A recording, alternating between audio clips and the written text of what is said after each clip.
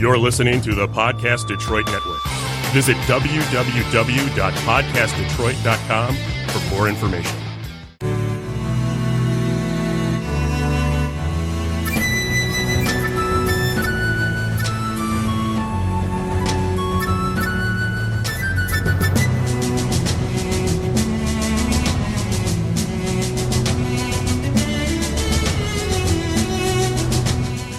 Hello, friends. Welcome to episode 18 of Storyteller Conclave. This is a show all about helping you run the best tabletop role-playing game that you can, whether that is as a new storyteller or dungeon master learning the craft, or an experienced storyteller looking to take your game to the next level.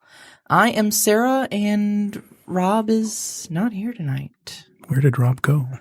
Rob took a little vacation. He took a little time off. So tonight in the studio, we have our friend of the show, Matthew Stewart Fulton. I want to thank you so much for being with us tonight. Absolutely my pleasure. Thank you for inviting me. Absolutely. Now, tonight we're going to be discussing difficult situations at the table. So emotionally trying situations where things get, things get a little hairy, a little triggering, perhaps. Yeah. And such like that. So, why don't you tell us just a little bit about yourself, Matthew? I'll let you do the talking here, just about what sort of qualifications you're coming into this discussion with. Okay. Well, aside from being longtime gaming companions with you and Rob and that whole circle, I am a licensed clinical social worker here in Michigan. I work as a psychotherapist, and so I have some background knowledge about emotion, mood, behavior, dealing with interpersonal communication challenges, people who are experiencing history or experiences of anxiety, depression, trauma, things that don't necessarily directly tie to role-playing games, but we're going to draw some connections tonight. Sure, absolutely, and I think it's not always an obvious connection to draw. But there's definitely a lot of connections there because a lot of storytelling becomes very emotional. You can deal with some very difficult subjects. Sometimes your villains are doing heinous things, and sometimes those heinous things can make people feel certain ways about things. And it goes a lot broader than that, which our discussion tonight will cover. So, thank you so much for being in the studio with us tonight. My pleasure. So the very first thing we have here on our sheet is a mental health disclaimer. Yeah, this is what we're going to be talking about tonight. Suggestions and advice discussed in the show are just for entertainment and educational purposes. This is not intended to be clinical advice for anybody, and it shouldn't be a replacement for that sort of advice. So if you're listening to the show or contact me through the means available through the show, that's not going to form any kind of client-therapist relationship. It doesn't imply any level of confidentiality, and there is no obligation for a clinical response. I want to make clear, if you are experiencing a crisis or some other kind of critical life emergency, call 911. If you're going through some kind of distress, contact your doctor or your local your insurance company. Get a list of mental health care providers and follow up on that. What we're talking about tonight is about having fun and addressing challenging interpersonal situations that may arise while you're having fun. We aren't doing therapy here, and we'll talk a little bit more about that as we go along. Right. So none of this is not mental health. This is advice from an informed perspective. Right. So none of this should be taken as, like formal mental health advice from, from a professional. Please, by all means, if you do have something to work through, seek someone directly. That said, so okay. I'm trying to think of how to actually broach the subject here. Events in games can become very emotionally trying. I mean, that's kind of just the thesis statement for the entire discussion tonight. We've got it's not always a situation that's very cut and dry. It's not always a situation where a subject like rape or child abuse or something like that might come up, where it's directly, very traumatic and, it's a very real world thing with very real world consequences. And, we're not always aware of exactly how things are affecting us as players or as the storyteller. I'm inclined to agree. So when something like this does happen, what sort of signs should we be looking for, and how do you think we should be handling it? Underlying all of this is the idea that clear and open communication is going to be the most important part of addressing heightened emotions around the game table or any kind of interpersonal challenge that may come up. Again, we're doing this for fun. We're presumably doing this with friends, though not always. There are settings where we may be doing this with relative strangers. Sure. And so being able to be a compassionate listener and being able to effectively communicate with other people, these are just general good life skills to have. When we're talking about the setting of a role-playing game where we are experimenting with ideas, with concepts, with personality characteristics or traits that may or may not normally be part of our regular daily life, we may be opening ourselves up or touching something in someone else that they wouldn't normally run across in the gaming setting. Sure, absolutely. And I mean that can happen from an in-character or an out-of-character perspective as well. It's not always the actions of the characters or the parts of the story. Sometimes it's the players at the table. I think one of the things that we were discussing a little bit before the show that's really kind of sticks out with me is that and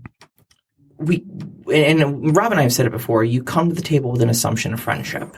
You come to the table with an assumption that everybody is there to contribute to the overall happiness and well-being of everybody else.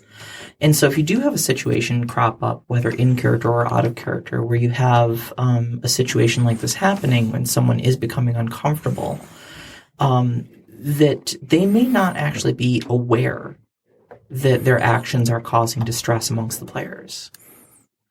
I agree. There are situations that arise where perhaps you get caught up in the moment. You get really excited or interested about something that's happening in the game that your character's doing. Mm-hmm. You get into it. You get really excited about what's going on, and you say or do something. Whether it's a passing comment during table chatter or something that your character says, and it may push a button in somebody else, and that other person may not realize that button was there, or they did, and it's not something that has come up in that setting. We don't sit down with our gaming group and talk about our deep and involved history. Full psychological profiles turned in along with your character histories at the beginning of the game. We'll start with psychosocial assessments and then move on to rolling stats. Right. And those things may not also be readily apparent either, just from the standpoint of sometimes things that we think are perfectly benign may end up being something that's triggering for somebody. And I think before we go any further, I do want to define what the word trigger means, because I know, especially, amongst certain, culture, it gets thrown around, I think, a lot nowadays. Yeah. And, oftentimes, unfortunately, in a joking sense, a trigger, do you want to give a definition for that? I don't have a hard clinical definition right in front of me, but what we can say about triggering events are actions or words that connect with an experience that someone has had in a way that causes usually a heightened state of some form of anxiety, and it can either connect directly with an experience that someone has had that can lead them to going through some kind of flashback or dissociative event, or might make them just really uncomfortable in the moment. It may causes some distress in the moment, and it may not be particularly focused on something that's happened to them in the past. It may be relevant to something that is currently going on. Right. So I wanted to bring that up just importantly, just because, like I said, I don't think a lot of people understand exactly what the word it means, but it gets used a lot nowadays. So I wanted to be sure that we weren't just talking about something that maybe moderately offends you or, something like that. We're talking about severely, impacting someone's mental well-being. Yeah, it's tied directly to some kind of emotionally challenging event that they've experienced. Sure. So when we're talking about, other things that could be triggering to somebody, for instance, if you have someone who is severely hydrophobic, who is terrified of water, and we're talking legitimately phobic, the idea of being submerged in water literally puts them into fits, and you start describing a scene where a water elemental is smothering somebody, that might be a pretty emotional moment for that player, especially if they've had incidences where, maybe they almost drowned when they were 6 in a pool or something, And so it's not always something that's on the surface. I mean, obviously, heinous acts of, personal violence and stuff like that can be a real harsh thing to describe, but you need to be mindful, I think, of the player sitting at your table, of the people around you at all times, and if you do see an emotional shift in people, don't be afraid to put things on hold,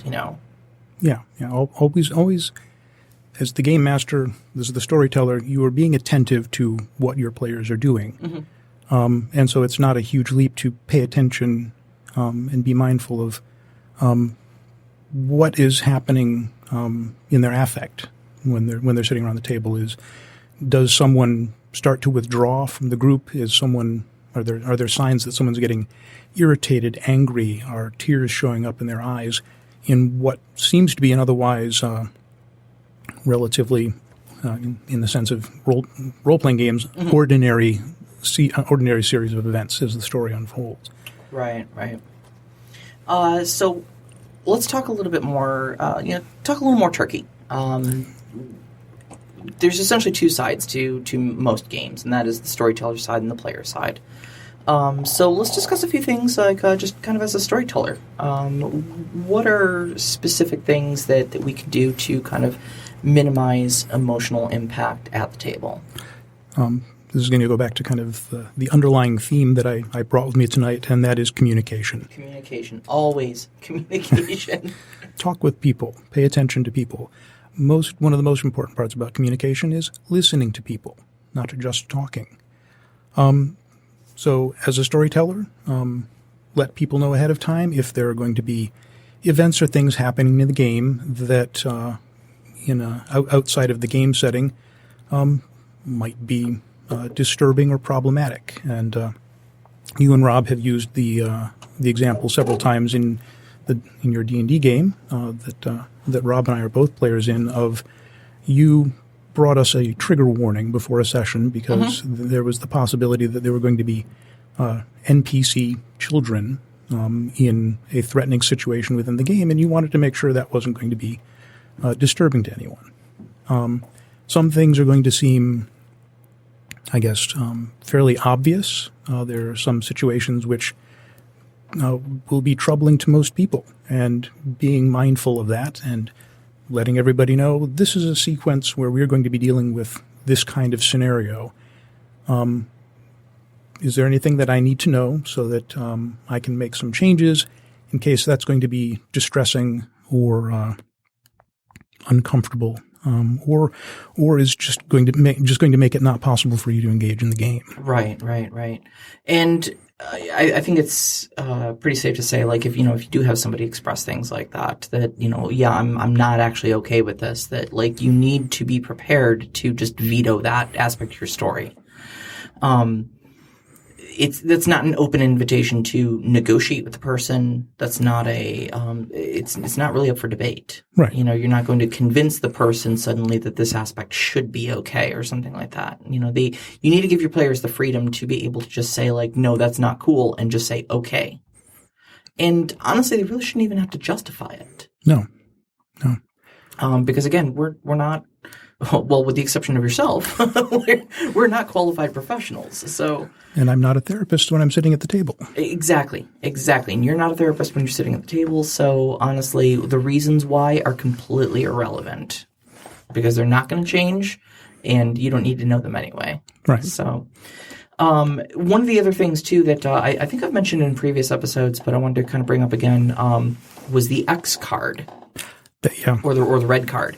And I looked up today. It's actually something that I got out of the Urban Shadows guide, the main book for Urban Shadows, and it actually cites John Stavropoulos, who came up with this idea. The X card is essentially it's a tool that helps groups manage difficult content without setting artificial boundaries or flagging uncomfortable topics in advance. And essentially what it is just a card that sits in the middle of the table with a big X on it. And at any time, any player or the storyteller, if they are uncomfortable with the current subject matter of the game, can reference that card, hold it up, tap it, whatever. No questions are asked. That subject gets vetoed, gets retconned. You work around it. You rewrite it. You do whatever you have to possibly to make that no longer a thing in your game. If you need to pause for a few minutes and regather your thoughts, do so. Mm-hmm. As a storyteller, you hopefully, the people listening to this show, some of them are still learning the fine art of storytelling, and part of that is being able to rewrite stuff on the fly. Oh, absolutely. So for the experienced storytellers, if somebody taps the card, holds the card up, rewrite that aspect of the story right there, and de-escalate the situation. The card does a great job of addressing an element that the elements of either someone isn't aware that there's a situation that's going to impact them, or someone isn't comfortable sharing. Right. And if they're not comfortable sharing, that's fine. That's their story to tell or not tell as they see fit. Yeah. So when the card is tapped, then you change the focus, move away from what that topic was, carry on with the story from there. Sure.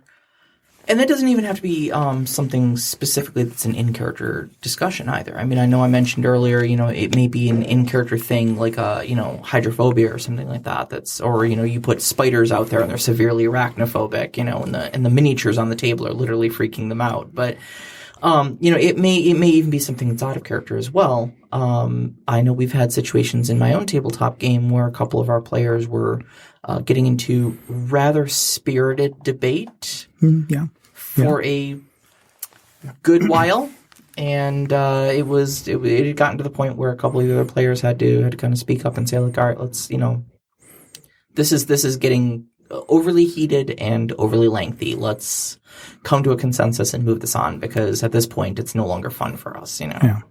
Once you take the fun out of the equation, why are we all at the table? So let's fix that and go back to having fun. Exactly.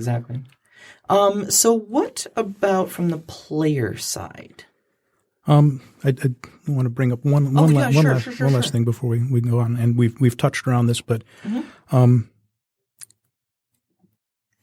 the idea of discomfort in a setting doesn't have to be based on content or interaction. There may be discomfort due to the environment that you are in. And I recall this is a subject that's come up before. Again, someone might feel uncomfortable saying, "It's too warm in here. Could we open a window or turn on a fan?" So we're talking about a range of things from some potentially serious emotional concerns to just small, low-level comfort issues that increase someone's discomfort or anxiety in a setting. Sure, absolutely. You want to make sure that it's a welcoming environment, really, in all aspects. Yeah. Okay. Okay. So from the player side, then, it's going to be a lot like the Game Master, although players aren't guiding the story. However, their characters may have traits, personality quirks, or may engage in actions that can have a similar impact. Maybe your party's mage is the one who summons the water elemental and is the one who's describing what is happening. Right. So players be mindful of each other. You may not be aware that something that is happening is having an impact on someone if you're you're not checking in with people. And when I say checking in, I mean just glance around the table, look at everybody, see how they're doing. Right. So if you're normally boisterous person at the table is suddenly withdrawn and looking distressed, that's definitely something you want to look into. Yeah.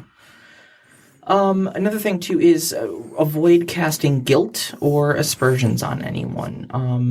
Kind of touching back on that, we're assumed to be friends at the table, but not only from the standpoint of the person who maybe I suppose the offending party, the one who is doing the thing that is causing the distress, whether knowledgeable about it or not. Right. But I know that sometimes there can be anxiety over being the wet blanket at the table. Guys, I know we're all having a really intense scene here, but this is making me uncomfortable. But I don't want to say anything about it because I don't want to be that person who's quote unquote touchy or, sensitive or whatever you want to say. Yeah. I don't want to ruin everybody else's fun. It's important to allow your players to exist in an environment where they feel comfortable speaking up and know that there aren't going to be any sort of negative repercussion for looking out for their own well-being, honestly. Yeah. And still we may run into a situation where someone isn't comfortable speaking up in the moment or speaking up in front of a group of people. And so as a player or storyteller, if you see something that is happening with a person, it's usually, if you want to follow up in more detail, it's usually a good idea to do so in a more private setting. It's looking at someone at the table. You've got tears forming in your eyes. It looks like you're about to start crying. What's going on? Mm-hmm. Some people are going to be okay with that kind of a conversation in the more public setting. Some people, it's going to cause them to back away even further. So now they feel called out. Right. Yep. So err on the side of being attentive to people's experiences, and take it someplace else, or bring it up at another time when it isn't going to be as public as around the table. Can you think of some indicators, probably some physical indicators or emotional indicators that storytellers could look for, or even other players could look for if a distressing situation is unfolding? Yeah. We're talking about a role-playing game, so people are going to be possibly presenting themselves differently. So the norm is going to be someone who's acting differently than how we usually see them. What you'll be looking for are a change in emotions, affect, what feelings are on a person's face or in their body language, usually going in a downward direction. There may be some physical withdrawal, some communication withdrawal, changes in facial expression, which could look like it could just be blank. Someone whose expression goes completely flat. Someone may start to look angry when it's not in the context of the scenario. Again, being tearful is a good thing to look for. Someone who stops paying attention to other people, breaking eye contact, staring at the table, staring into a corner of the room. Things where people are pulling away from communicating with their friends around the table. So in situations like that, where you do witness something like that, so call a stop to things, maybe just to actually subtly ask if, like, let's take a 5-minute break here. Let's all just stretch our legs and take a deep breath and maybe kind of address it privately if you don't think that's a situation where, the person might take well to being called out at the table. If you have background information that tells you what's going on, hopefully you already know what you're going to do in response.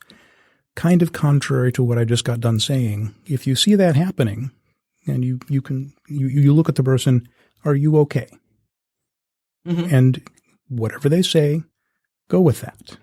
If they say, yes, I'm fine, okay, go ahead and keep going. You may want to be attentive to what was just happening and see if it's time to shift the topic. Sure. Or if they say, no, I'm not okay, it's time for a break. And when you reach out to someone, the ball is in their court. Let them respond as they see fit. Yep. And I would say err on the side of caution here. Yes. If you're genuinely worried that there might be something going on, and just call a break yourself. You don't need to justify that. You're the storyteller. Absolutely. Tell everybody you need to stretch your legs. Tell everybody you need to go to the bathroom, something like that. Give yourself the excuse to just walk away from the table. You don't have to put anybody on the spot, and it's on you. Yeah. Hopefully, as a group, you have set an expectation that if someone needs a break for any reason, they can just say, can we take 5? Yep. Or yep, absolutely. I need 5. That is a healthy expectation to set. At our gaming group, we just say we need to go study our spells. Going to feed the horses. Okay. So we talked a little bit earlier too about whether or not people may be comfortable bringing that up. What is bothering them and stuff like that. And I think that's just kind of one kind of important thing I wanted to go back and touch on too, is that communication's all well and good, but you don't have to tell your storyteller what's happening. So players, other storytellers, give yourself permission to just, if it's bothering you, you can keep it to yourself. That's fine. But if you are comfortable discussing it, it can be valuable to at least clue that person in, because if your storyteller or your other players don't know what's causing the issue, it may recur. Correct. But again, look out for your own comfort first. So if you cannot communicate that in a way that you feel safe, that you feel that you'll be able to basically, if you can't stay safe, if and not just in a way of like coming to direct bodily harm, but I mean like causing yourself further emotional distress, right? And such like that. By all means, be the measure of that, but do know that especially like if for the storyteller, they're not going to be able to avoid touching on those topics if they don't understand what those topics are. Absolutely. One of the things that we kind of jotted down here too, and this is something I actually have a little personal experience with. Not sure how much I personally want to get into it, but is that role-playing can be a great venue to actually kind of work some of this stuff out. Because it does allow us to safely sit around a table with no consequences other than some graph paper and dice and explore difficult topics, difficult events, and, even possibly things of your own identity. Absolutely. We went into this with the idea of there may be challenges at the table. People may be struggling with things. How do we manage that? Another aspect of this is what can we do that challenges us? What can we do that may help us formally or informally address some of the things that are living in the backs of our minds, some of the things that are taking up emotional space sometimes. Yeah, absolutely. I know from personal experience aspects of my identity as a member of the LGBT community where characters before I was out were trial runs for me. Yeah. This is an aspect of my character. Let's see how this plays out. And, it felt a certain way to do that as my character. And so I had certain I was far more comfortable with myself after having played a character that exhibited those aspects. And I've heard this story dozens and dozens and dozens of times. Anywhere you find an intersection of the LGBT community and the role-playing community, I think you're going to find stories like this a lot where, I was trans, so I played a girl character for the first time, and that helped me realize who I was, or, I was gay and I was completely closeted with it. So I played a gay character, and that allowed, it was just the character. There was no consequences for it other than dice and graph paper. But when I hit on that barmaid, when she responded, it felt so good, and kind of realized, this awesome. is, yeah. Yeah. And I every time I hear one of the stories, it just warms my heart. It really does. Yeah. Because I love success stories. Absolutely. That was the very first thing you greeted me with when we met for dinner before the show tonight. Yeah. Was success stories are incredibly satisfying. Mm-hmm. So, speaking of success stories, though, We were also talking a little bit about actually using role playing as a therapy tool. It's something that I feel a little empty space when I realized this is something I could have been looking into for years. And it's really only relatively recently that I've been looking at role-playing games as a possible mechanism for a therapeutic intervention of some kind. Mm-hmm. I've done experiential activities, which tend to be arts activities or physical activities to engage with a person and start building the therapeutic bond. And I just, somewhere along the way, I just never sat down and said, hey, we have these systems of rules that allow us to explore some really amazing things in relatively complete safety. Why am I not doing this already? Right. And I have found that there are groups online that are doing this, collectives of therapists who use RPGs as therapeutic tools or as instructional tools. I've not finished reading all of the research papers that I found, but I found research papers. But it's a non-zero number of research papers. Correct. Like it's papers with an S. Yes. Uh-huh. Yeah. And it's very exciting. And so going back to an earlier topic in a show, maybe there is a future for professional storytelling in a somewhat different sense than was previously discussed. I am so excited about the future of this hobby, honestly. I am so excited because not only when Rob said the words professional storyteller to me, like I think I had that same thing where my heart swelled, but at the same time I died a little inside. Yeah. And but yeah, I mean, just between that from just a pure hobby standpoint and also as like a therapeutic tool and as a learning tool too. 'Cause we've written down here like math, reading, social skills, problem solving, critical thinking, communication skills. I mean, these are all things that tabletop role-playing games are completely leveraged upon. It's part and parcel of the process. These are all things that in most role-playing games people work on, whether it's intentional or not. Mm-hmm. And if you go into it knowing that ahead of time, you can intentionally choose this to be a way to work on social skills, to develop your problem-solving skills, all the things that you just went through. There's a story that we talked about where I learned the metric system through role-playing games. I was born here in the U.S. I was raised on our standard system, and a long time ago I found Gamma World, which was using the metric system, and I played that voraciously for a couple of years. And when somewhere along the way I realized I was thinking in metric and in English, and I was converting back and forth, except Celsius. That's just not a clean transition. That is a mystery to everyone. Yeah. Still use a calculator for that one. You Google that, yeah. Oh yeah. But so yeah, there are practical elements to role-playing games. Absolutely. And I think it's important what you noted earlier too is that if you know that going in, you can tailor your game, your story, your setting to reinforce those type of things, So if you are working on, math and reading skills for, say, maybe a group of younger players or something like that, you can even put them in a dungeon where there's puzzles that require teamwork and mathematics, to put things together.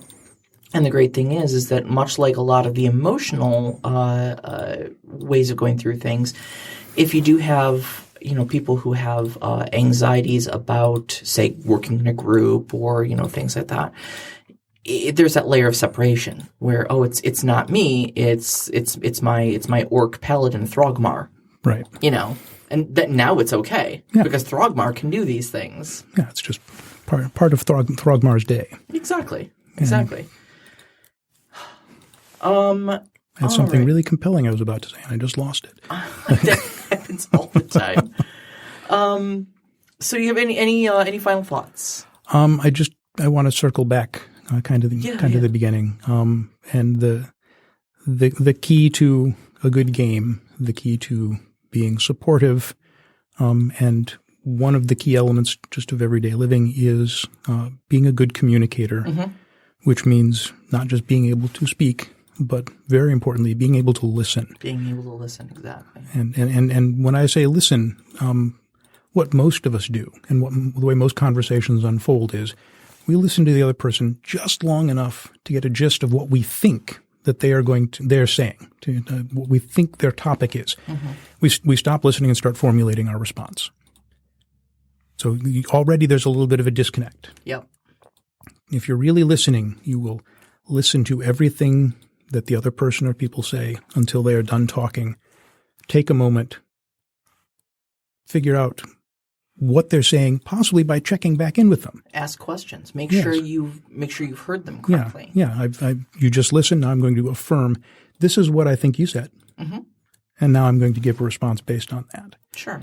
During the process of storytelling, that may be a little bit clunky, but that's a different venue. Mm-hmm. For more general communication. Listen to what someone else is saying all the way through. Verify you know what's been said, and then you can respond. And that process is cyclical. Well, actually, I mean that's actually something I do at my table too, because we've gotten into a couple situations. One notable of which I think was slightly before you joined the game, where one of the players was becoming a bit agitated because a spell did not turn out the way that player thought that spell should unfold. Okay. And there was some argument kind of back and forth, and I kind of stopped and I'm like, the wording of the spell is kind of not – it doesn't really matter. Like, what outcome did you hope for? Like, regardless of what's going on, what I need to know is what were you looking to get out of the experience?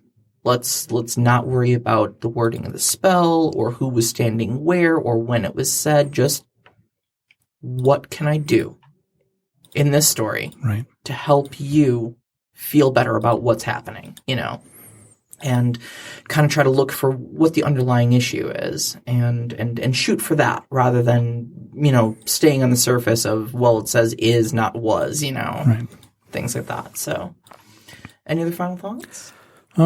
I think another aspect of that, mm-hmm. which is, again, something that you do at your table, is the end of game, where you go around and check in with everyone. That's a magnificent example, where you ask a short series of questions. Mm-hmm.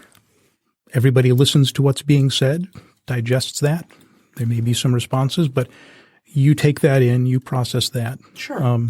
You take that feedback and you use it to make something better next time. Exactly. So, if somebody does bring up an issue with you, accept that feedback, and be open to that feedback in the first place. Yeah. I think that's a real, I'm glad you brought that up. Really glad you brought that up. You want to answer some questions? I think I'm ready to try. All right. So, we put all of our guests on the spot. So if you're going to be here in the studio with us, you are answering the listener questions as well, right alongside us. So, good. All right. So, reaching back out to our Discord server, our one of our Patreon supporters, Knox in a Box. Thank you very much, sir. Reached out to us and asks, you mentioned in the last show of world building that the world has to have rules and stick to them. Applying that to this new show about difficult and emotional situations, do you feel like there needs to be a discussion and agreement made at the beginning of the campaign or whenever a new character enters that says these things might happen? This is the price of admission for the campaign. In an early attempt to eliminate any situations that might arise later, would that be too controlling or limiting for a DM to impose? I think this is an excellent question. I love this question. Absolutely love this question. So Matthew, do you wanna go first, or you wanna hear me? Well, you are our current storyteller, mm-hmm. Or at least the one who has more games under her belt currently. So, I don't know about that. Well, I guess I'm speaking from the context of my return. Oh, okay, gotcha. Okay. So, as the senior storyteller at the table, I am interested on your perspective on this. Okay, fair enough. All right, so this is a bit of a multi-part question. I'm just rereading it real quick just to make sure I'm addressing it. And so this is an example of making sure you understand the question that's being asked. Yeah. Yep. So this is active listening right here, or active reading, as it were. Okay, so do I feel like there needs to be a discussion and agreement made at the beginning of the campaign or whenever a new character enters that says these things might happen, this is the price of admission in an early attempt to eliminate these situations? I think the answer is twofold. It's both yes and no. On one hand, I think setting proper expectations is one of the most crucial aspects of good communication. I think saying that this is the type of campaign that we will be running, these are themes that will quite possibly arise or definitely arise in the storytelling because that's simply the style of story that we are here to tell, is important because then you do give people that proper expectation of, okay, well, you did kind of warn us. But I don't necessarily know that it's a this is how it is and y'all just need to deal with it. At the beginning of any game, and honestly, and very much like you said, whenever a new player enters the game, there needs to be a discussion. It's not a lay down the rules and say this is going to happen and you just need to suck it up. It is a okay, what style of story are you looking to tell? Are you okay if I tell this kind of story? How can we work together to tell both of our stories successfully? And if your story, if your measure of success means that I can't put, a rapist or a necromancer or something, giant spiders or giant spiders, or submerged temples. Or something, doesn't matter. Whatever that subject matter is, if it's going to be difficult for you to be comfortable with that as an aspect of the story, then by all means, you as the player absolutely get to lay that down as a rule for me, not the other way around. Like, I don't get to tell you, like, well, sorry, this is just what the villain does. I might have a difficult time rewriting stuff, but dude, if I'm gonna have you at my table, I'm going to make that a good experience for you. And if you tell me it's flat out not going to have a good experience if, A, B, or C is part of the story, then I got some rewriting to do. That's just flat out how it is. Or if we can't find a common ground, maybe this just isn't the story for you. Maybe you as the player need to, we need to agree that this is not a table you should be sitting at. But it should be a back and forth. It should be a discussion. Yeah. That's a great answer. It's not word for word what I had in mind reading through this, but it's close enough that it almost could be. Okay, fair enough. It's expectation setting. Going back to our theme of communication, or my theme of communication. Set the expectations, be clear about them, be willing to compromise, but also there are other people at the table who, especially if this is a new player coming in, there are already some expectations that have been laid out. And depending on the dynamics of your social group, it may be that the new person who's uncomfortable with something that is already happening, it may be that what is going to work out best is if they decide, okay, this is something that is already standing and I'm not going to be comfortable participating, so maybe I'm going to step back from this experience. Oh, that's an excellent point. And then there will be another game at some point. we hope, with adult life being what it is. I know. I don't want to scare anybody who's scrambling for a game. I'm sorry. We find ways to make it happen. We do.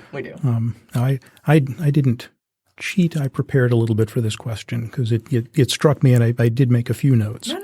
By all means, man. And so I'm just going to go back over the things I was thinking about earlier. Sure. I'm going to reread the question since it's been a while since we actually said what we're answering. Laying out the things that might happen. This is what you need to accept in order to play the game in an attempt to forestall situations which might arise later. And is this too controlling or limiting for the storyteller? I think there are going to be situations which are going to be challenging and nobody knows about them until they happen. Yeah. So all the preparation in the world may be for naught. That's an excellent point. And that's where things like your X card come in and stuff. Right. So have the conversations, but also have resources to address the unexpected, which is what a lot of what role-playing is all about. Exactly. Back to skill building. There may be settings, situations, events which are going to be fairly obvious to some people. And so it's certainly worth having a conversation about those. Once again, we want everybody to have fun. Yeah, absolutely. Absolutely. All right. Our next question comes from Vedran, previous guest on the show as well. Yes. In fact, was he guest star last time one of us bugged out and left the other one with the show? Right. So guilty as charged. I was up north on vacation. So Vedran asks, how do you handle a player who pushes the game into areas you and or some of your other players find uncomfortable? We touched on this a little bit earlier, but we're kind of addressing this one explicitly right here. Matthew, you've made some excellent notes on this. So why don't you? I'm going to hand this one. I'm going to dump this one right in your lap. Here I am. I have kind of two takes on this, and one is acknowledging, and the other is establishing. Is using established expectations. Generally speaking, if someone is kind of pushing the limits, pushing boundaries, talk with them about what's happening. This goes back to one of those, it's probably best to have this conversation in private for the reasons that we've already mentioned. When you have this conversation, be empathetic. You generally speaking, when you are confronting someone, and I don't mean getting in their face. I mean, this is something that's happening in the game. I would like to talk with you about this. Avoid using accusatory language, things like, why are you doing this? Or you did this and it's disrupting the game and you might have to leave because of this. Those tend to lead to higher levels of confrontation, conflict, interpersonal strife. So be kind, be gentle. You don't necessarily know where this is coming from or what's happening with this other person. So take it from the perspective of what kind of impact you see it having on you, and what you might see what impact you might see it having on other players in the game. Hey, this is I have a feeling that things are not going well. We just had this experience in the game, and this action that you just took, it's made me a little uncomfortable because it's moving the game in a direction that isn't in line with what we had in mind, with what we had set out. And I'm concerned that some other people, it might bother them. And I just want to know where you're coming from with this. Right. I think it's great. I think it's why I dropped this one in your lap, because I think it's a far better answer than I could have articulated. Mostly just handle it like adults, Yeah. I think I've said what I wanted to say about that one. Thanks, Vedran. That was a wonderful question. Beautiful question. All right, our last one for the night. Overwatch asks, another previous guest of the show, difficult and emotional situations can be part and parcel to role-playing. Do you have any tips for maintaining the line of what is difficult for someone in character versus what can be hard for someone out of character?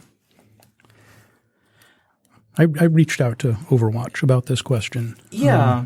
The gist of what he said was there are some things that a player may have trouble with, and there are some things that the character they are playing is going to have an issue with something. Mm-hmm. How do you keep those things from becoming entwined? Oh, I mean, personally, I think it's good to, if you do feel that line is being blurred, take your pulse check, take your step away, your 5 minutes, even just real quick, duck out of character and just say, hey, are we still cool? Like, this is in character, right? Like, this is, I always harken back to one of the greatest things I ever heard Talis and Jaffe from Critical Role say to another player, and that was, I will never be mad at you for something that happens on graph paper. That's awesome. And it's just, it's a good thing to keep in mind that we are all acting, and that, certain times, we may act heated about things. We may act sad or outraged or terrified of things, depending on what the story is calling for your character to be reacting like. But if at any point you do feel that line is being blurred, either for you or for someone else, it's important that your table fosters an environment where you feel safe and comfortable calling a timeout, even if it's just for a couple seconds, to just say, are we all cool? Okay, cool, game on. Or if you need to take a walk. And that goes, again, for yourself, too. You know, I mean, there have been times where I've been role-playing and I've been getting very angry in character because of things that have been going on.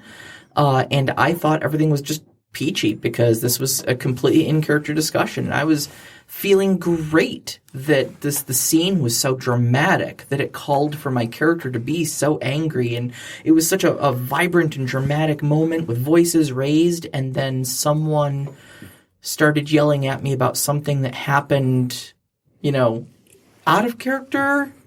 And I literally just like blinked, double took, and was like, wait a minute, hold on. Are you mad at me or are you mad at my character? Right.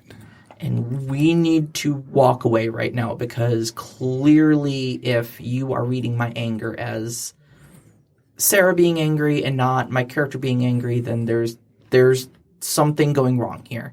And the role play is no longer important. We need to work this out like people, you know? Yeah.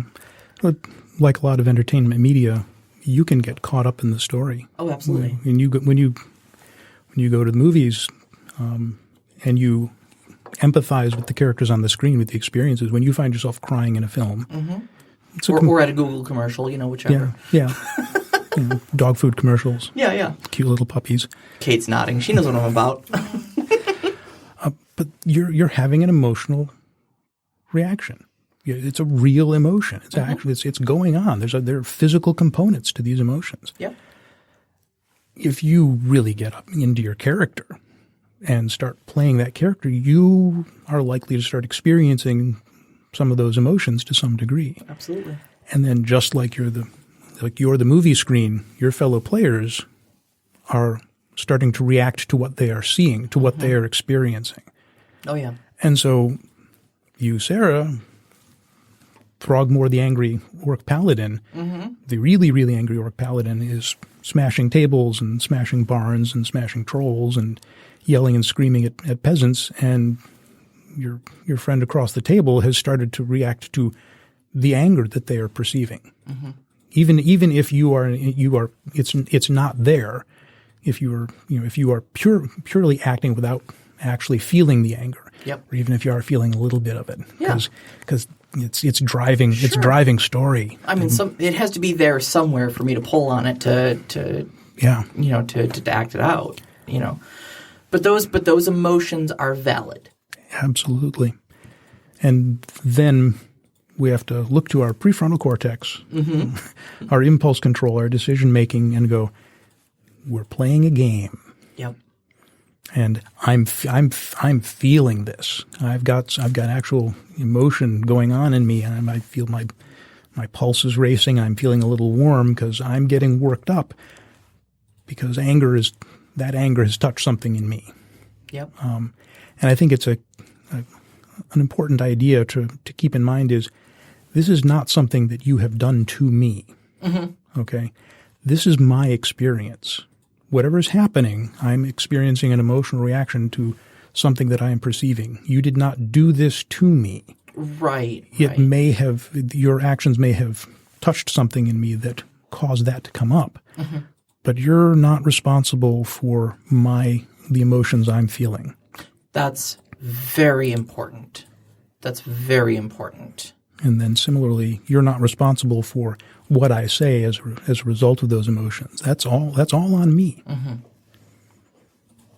Did we actually answer his question? I think so. I feel pretty good about that answer.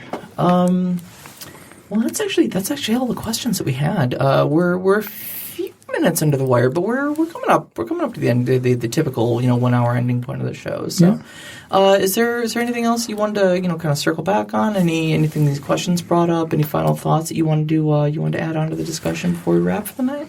we've put a lot of weight on the storyteller's shoulders.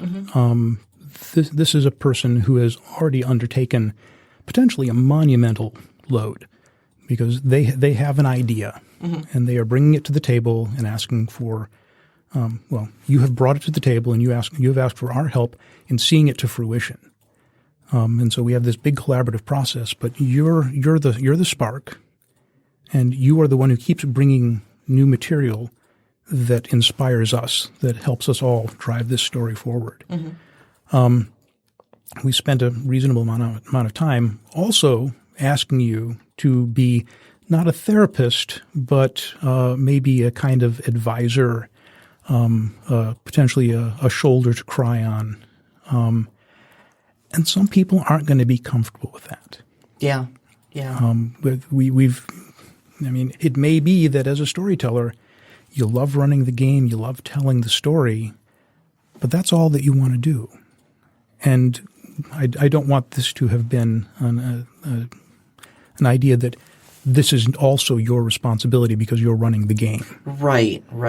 I mean, at a certain point, you're all adults at the table, usually, and a certain amount of responsibility on each individual person to kind of like look out for their own well-being. I'm no more a licensed therapist than most other storytellers. So, definitely as a player, look out for your own well-being and. Yeah. As I was just saying, your emotions and your reactions are yours. Are yours. Please own them. Your well-being is yours. Other people may help in maintaining it and may improve it, but you're the one living in your own skin. You're the one who has the best idea about what you are experiencing, about how things will impact you. And if there are things that you are not comfortable doing in the setting of a role-playing game, you want to set yourself up ahead of time so that you have an out, so that you have a way to get away from something uncomfortable or a way to decompress when something challenging occurs. And for the people who become surprised by what they experience, hopefully perhaps this show and other resources available out in the world is something that will provide you with some inspiration about what to look for. Absolutely. And I can't say it enough, and this is not just because, I have Matthew sitting in the room with me, but also as someone who has seen a therapist, for quite some time to work through some of my own stuff, and had great success with it. By all means, if you are dealing with something, obviously we've kind of said that your gaming table is not necessarily the place to work that out, unless it is. But by all means, please see someone professional who is licensed to deal with this sort of thing, trained to deal with this sort of thing. And, even if you think it's just something minor, I strongly advocate for mental health services. And, I think we all have some stuff to deal with. We all have things that get to us. We have a lot of pressures on us and such like that. So, rather than, bringing that to your table and trying to work through it there, by all means, please, if you have the resources available, reach out to someone professional. Let me open that umbrella a little wider. Sure. It's not always about mental health. It's not always about something clinical. Sometimes you just want a space where you can talk about anything at all, and know that it is something that will be kept at the highest level of confidence. Right. And so having that as a resource can be invaluable just as a person living in the world. Not everyone is going to experience a mental health illness in their life, but almost anybody can benefit at some point in their life by having an informed person that they can talk with about whatever challenge it is that they're facing. Who's not going to try to one-up them, who's not going to try to talk about their own problems, who is trained to listen and, if so necessary, offer, some informed solutions. Yep, that's it. All right. Well, I think that probably brings our discussion to a wrap here. You can find us on Twitter at @ST_Conclave. on Instagram at @st_conclave, and you can find our Discord, which we strongly encourage you to hop on, ask us some questions, and find us there. Join the discussion. There's a lot of really great discussion. Between, obviously myself and Rob, but also Matthew is the Mad Elf on our Discord server, so he'll be there as well, amongst with a lot of other Patreon people, our former guests, and such like that. So by all means, please join the discussion. You can also do want to give a quick shout out to our Patreon members, specifically Knox in a Box. So thank you so much for contributing to the show and helping us do this week after week. Our intro music is Beyond the Warriors by Gooey Frog. Our outro music is Only Our Footprints in the Sand by Mid-Air Machine. You can find... Kate's having a bit of a problem over there. Are we not finding our outro music? It's here, it's just not working. Oh, okay. I don't know. I didn't do it. Whatever, we'll fix it in post. So you may be hearing this, depending on if you're listening live or if you're listening after the fact. But that outro music is Only Our Footprints in the Sand by Mid-Air Machine. You can find both of those tracks and so much more on freemusicarchive.org. We broadcast every week out of Podcast Detroit, and you can find them online at podcastdetroit.com, on Twitter at Podcast Detroit. Our engineer, who is working diligently over there to try to fix the audio problem, is Kate. Thank you so much, Kate. And glad to have you back. And once again, a nice, big, very special shout out to our special guest tonight, Matthew Stewart Fulton. Thank you for lending your expertise to the show. Thank you for having me on board. Absolutely wonderful having you in studio. And our families, specifically Vicky and Sean, who put up with our shenanigans week after week. All of our friends who have sat at our gaming tables with us over the years and helped us become the wonderful people that we are. And to all of you, our listeners, thank you, we love you, and goodbye.